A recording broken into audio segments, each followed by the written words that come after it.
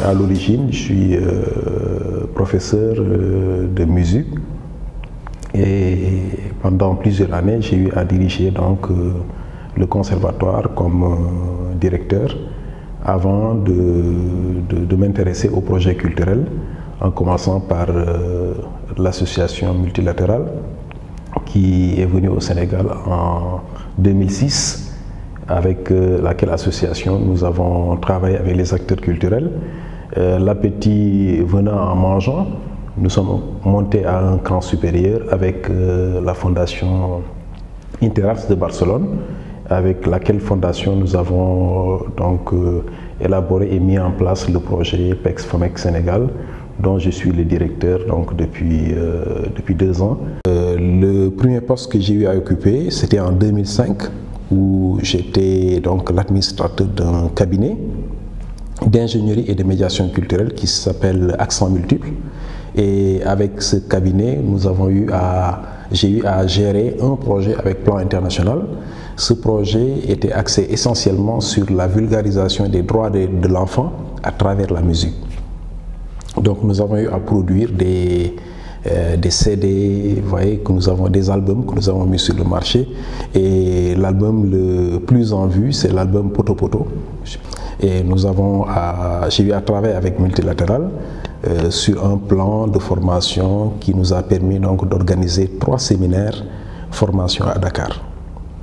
L'évaluation de ces séminaires-là nous a permis de voir que les besoins étaient encore beaucoup plus profonds. Et là aussi, on avait formulé un projet présenté à l'AECID avec bien sûr le soutien de la Fondation Interarts, mais aussi le soutien d'une association locale ici, l'AMS, qui est l'association des métiers de la musique. Et ensemble, nous avons formulé donc ce projet-là qui a été élu donc, et l'AECID nous a soutenus. Et nous sommes allés plus loin dans la formation en organisant donc des formations sur une durée de pratiquement 120 à 150 heures. Et cela nous a permis donc de mettre aujourd'hui sur le marché plus de 120 entrepreneurs culturels. Le PEX FOMEC Sénégal, PEX pour dire projet de promotion des entreprises créatives et culturelles au Sénégal, mais aussi décliné FOMEC en espagnol. C'est un projet qui est encore beaucoup plus global parce qu'en fait c'est une expérience qui a vu le jour dans d'autres pays, par exemple en Colombie, au Pérou. C'est des expériences donc de type de projet qui essaient de placer un peu la préoccupation économique au centre des activités artistiques en quelque sorte. Que la pratique artistique ne s'arrête pas seulement à l'aspect esthétique, mais qu'il y ait aussi l'aspect utilitaire. Comment intégrer la donne économique. C'est ça le fondement donc, du projet FOMEC, qui a été acclimaté un peu au Sénégal sous le nom de PEX, en français, Promotion des entreprises créatives et culturelles au Sénégal. Donc ce projet a démarré ici au Sénégal au mois de novembre 2008. Le projet PEX est venu à un moment où la notion d'économie d'entreprise créative était encore pas du tout claire au Sénégal. Nous entendions partout parler d'entreprises créatives, d'entreprises culturelles, mais la réalité sur le terrain ne correspondait pas à la description qu'on en avait. Il y avait des initiatives, ça et là, Youssou N'Dour par exemple, un grand chanteur que vous connaissez, qui est l'actuel ministre de la Culture et du Tourisme, qui avait investi dans ce type d'entreprise-là. Mais les difficultés étaient là, vous voyez, chaque fois, ces entreprises-là n'arrivaient pas à prospérer. Simplement parce qu'il n'y avait pas du tout une analyse de la situation. On n'essayait pas de voir est-ce que l'environnement correspondait réellement à ce qui doit être pour une entreprise créative et culturelle. Parce qu'en fait, c'est vrai que c'est des entreprises, mais c'est des entreprises assez spécifiques. Nous, avec le PEX FOMEC Sénégal, nous avons essayé d'analyser le contexte. Et nous avons, cette analyse nous a révélé des besoins qui étaient là, c'est-à-dire le besoin de formation. Les gens avaient besoin d'être formés, former des entrepreneurs culturels.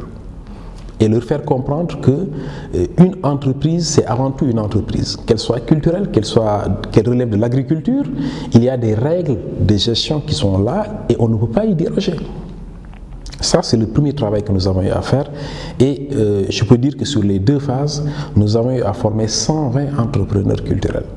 Aujourd'hui, il est rare dans une manifestation culturelle de ne pas rencontrer des bénéficiaires du PEX FOMEX Sénégal.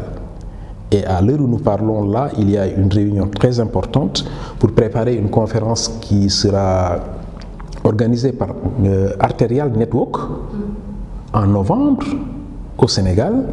Et les principales personnes qui vont soutenir cette organisation-là, c'est des bénéficiaires du PEX FOMEX Sénégal. Nous nous sommes dit qu'il y a des gens qui sont lancés comme ça dans des initiatives culturelles. Il faut les soutenir.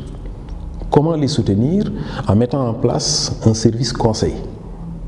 Des gens qui ont déjà entrepris, il faut les conseiller pour que ces entreprises-là ne ferment pas d'ici 2 ans. Et nous avons mis en place une équipe d'experts, de techniciens dans la gestion financière, sur toutes les questions afférentes à la fiscalité, sur pratiquement tous ces aspects-là qui touchent de près et de loin la gestion d'une entreprise.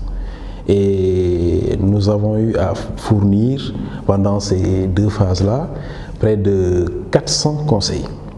Nous avons eu aussi à accompagner des entreprises parce que quand nous formons quelqu'un comme entrepreneur, nous l'aidons à trouver des financements à travers la coopération internationale. On ne les lâche pas, on continue encore à les accompagner en nous intéressant à la comptabilité, en nous intéressant un peu à l'environnement immédiat de ce projet-là. C'est ce qu'on appelle l'accompagnement. Donc nous avons eu à accompagner pendant ces 2 phases-là 20 projets, dont 12 aujourd'hui sont dans un état de viabilité et de pérennité. Il y avait un travail de sensibilisation à faire. Et régulièrement, donc, nous organisions des journées de sensibilisation. Nous avons eu à organiser aussi des forums et des séminaires sur des thèmes spécifiques dans les régions. C'était préparer un peu les esprits parce qu'en fait c'est un changement de mentalité, ne plus faire seulement de l'art pour l'art, mais faire comprendre aux gens qu'il y a des niches de rentabilité dans ce secteur-là. Mais pour cela, il faudrait qu'on soit outillé, qu'on soit bien outillé, bien armé par le biais de la formation. Une fois qu'on est bien outillé, une fois qu'on s'engage, le PEX accompagne, le PEX conseille. Donc c'est ce travail-là que nous avons eu à faire pendant ces 4 ans. 3e phase, mais essentiellement centrée sur l'artisanat, l'économie créative. Parce qu'on s'est rendu compte que nous avons été, c'est un secteur qui est un peu négligé. Alors que si vous faites le tour de Dakar, vous allez vous rendre compte que l'artisanat est un secteur très très vital, mais qui a besoin d'être organisé.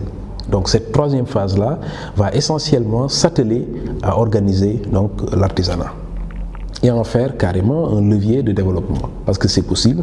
Vous voyez très bien les chaussures que nous portons, les tailleurs, voilà, tous ces gens-là, je pense que font partie de cette catégorie-là. Et si on travaille à les organiser, leur problème aujourd'hui c'est la standardisation. C'est quoi la standardisation? Fabriquer une paire de chaussures et arriver à en faire 5 autres ou 10 autres qui ont les mêmes caractéristiques.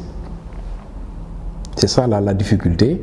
L'autre difficulté, c'est l'organisation interne de ces petites entreprises-là, généralement des entreprises familiales, traditionnelles familiales, parce qu'en fait, c'est peut-être des cordonniers. Vous voyez, c'est un corps de métier assez spécifique.